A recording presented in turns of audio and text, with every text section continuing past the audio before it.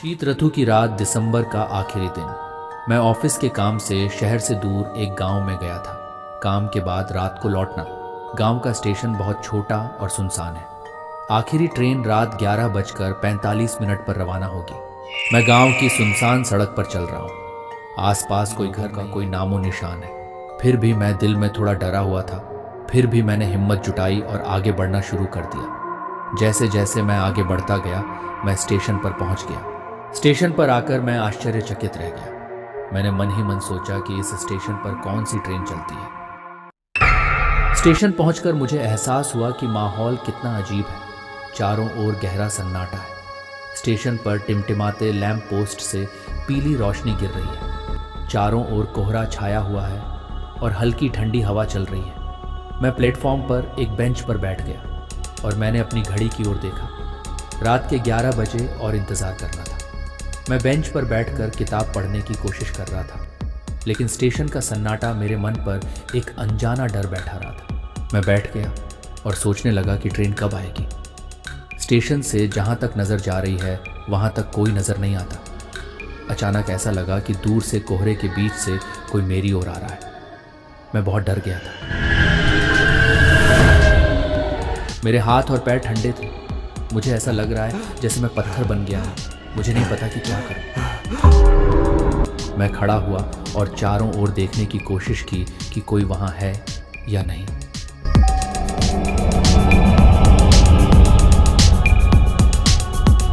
कोहरे की चादर में लिपटा हुआ, कुछ ठीक नहीं लग रहा। मुझे बहुत डर लग रहा था। अचानक मैंने देखा कि एक बूढ़ी औरत कोहरे के बीच से धीरे धीरे मेरी ओर आ रही है।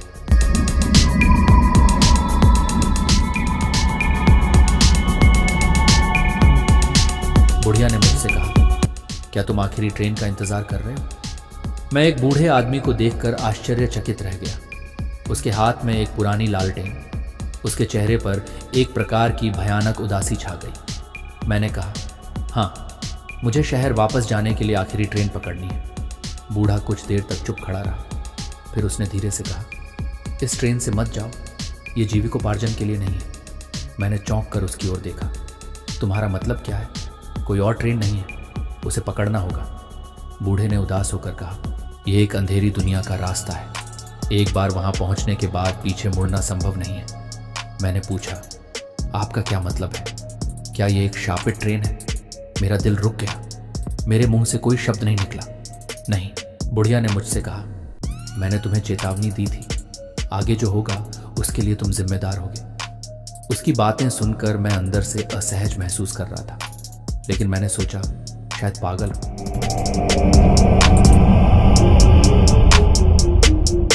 मैं बिना ध्यान दिए बेंच पर बैठ गया। बुढ़िया की बातें सुनकर मैं अंदर ही अंदर असहज महसूस कर रहा था। मुझे आश्चर्य हुआ कि वह सच कह रहा था या झूठ। जल्द ही ऐसा लगने लगा कि शायद उसके सिर में कोई समस्या है।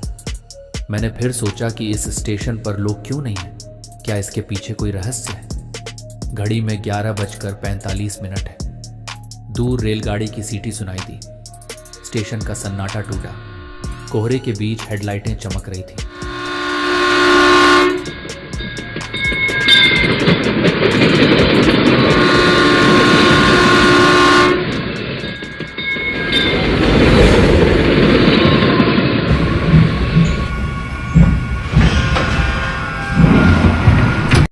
ट्रेन धीरे धीरे प्लेटफॉर्म पर आकर रुकी। दरवाजे खुल गए। मैं खड़ा हुआ और ट्रेन के अंदर देखने लगा। मैंने जो देखा उससे मेरी रीढ़ में सिहरन दौड़ गई। ट्रेन के अंदर बैठे यात्री सामान्य रूप से सफ़ेद होते हैं। उनकी आंखें सूनी हैं, उनके चेहरे पत्थर जैसे। वे सभी मुझे घूर रहे हैं। अचानक ट्रेन के अंदर से दबी दबी आवाज़ आई, आओ, तुम्हारा इंतजार कर रहा हूँ। आवाज़ इतनी ठंडी और अजीब थी कि मेरे हाथ पैर कांपने लगे। मैंने पीछे मुड़कर देखा तो वह बूढ़ा आदमी फिर से खड़ा था। उन्होंने कहा, उस ट्रेन में मत चढ़ो, वे चुड़ैलें तुम्हारी हड्डियां चबा जाएंगी। यह आपके दिमाग को खा जाएगा। तुम उनकी तरह आत्मा बन जाओगे। मेरा विश्वास करो, उस ट्रेन पर मत चढ़ो। मैं स्थिर खड़ा रहा। ट्रेन के दरवाजे धीरे धीरे बंद होने लगे।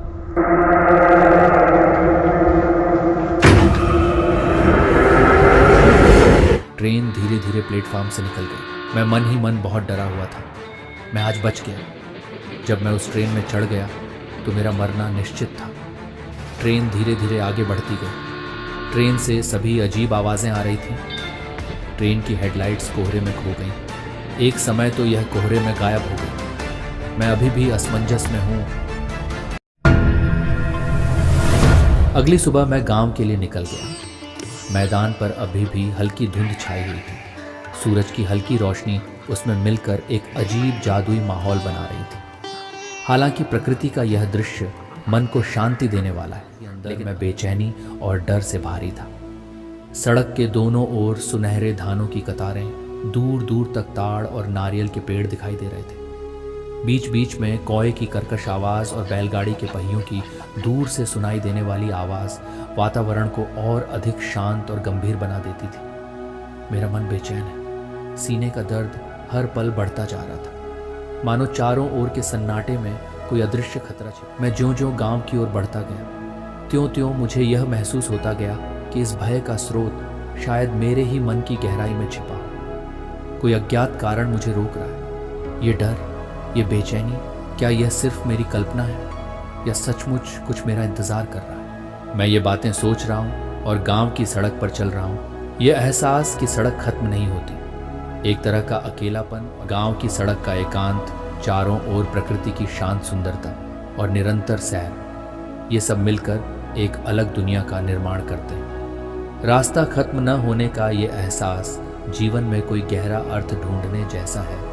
यही सोचते सोचते मैं गांव पहुंच गया। मैंने स्थानीय लोगों के साथ घटना साझा की।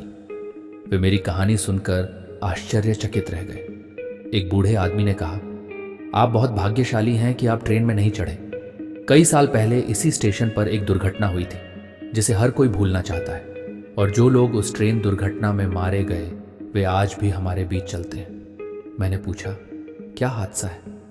बूढ़े आदमी की बात सुनकर मेरी दिलचस्पी और बढ़ गई। मैंने एक और प्रश्न पूछा, आप कहते हैं कि ट्रेन में आत्माएं घूमती हैं, लेकिन क्या आपने स्वयं कोई अजीब घटना घटित होते देखी है? उस आदमी ने आह भरते हुए कहा, हाँ, मैं बहुत पहले इस स्टेशन के पास रहता था। एक रात का मेरा अनुभव आपको और अधिक भयभीत कर देगा। उस रात मैं एक दोस्त के साथ स्टेशन जा रहा था। रात बहुत हो चुकी थी और घना अंधेरा था। मैं स्टेशन के प्लेटफॉर्म पर खड़े होकर बात कर रहा था। अचानक एक ठंडी हवा आई और हमारे चारों ओर फैल गई। मुझे उस समय विश्वास नहीं हुआ, लेकिन ऐसा लगा जैसे कोई अदृश्य शक्ति हमारे चारों ओर घूम रही हो। कोमल, पहले तो ऐसा लग रहा था कि कोई ट्रेन दूर से आ रही है, लेकिन जैसे जैसे ट्रेन करीब आती गई हमें लगा कि कोई ट्रेन नहीं आ रही है, बस आवाज़ रुकी ही नहीं। वह आदमी एक पल के लिए चुप हो गया। उसकी आंखों में एक अजीब सा डर झलक रहा था। फिर वह फिर से शुरू हुआ। हमारे सामने अचानक एक काली छाया दिखाई दी। छाया बिल्कुल शांत थी, कोई आवाज़ नहीं थी, केवल ऐसा लग रहा था कि कोई अजीब शक्ति हमारी ओर आ रही थी। मैं और मेरा दोस्त डर गए थे और जल्दी से भागना चाहते थे, लेकिन ऐसा लग रहा था मानो हमारे पैर ठिठक गए हों। उस पल में छाया से एक विशाल संरचना उभरी, लेकिन हम कुछ भी स्पष्ट रूप से नहीं देख सके, केवल ट्रेन की काली आकृति और उसकी मूक गति में भागना चाहता था।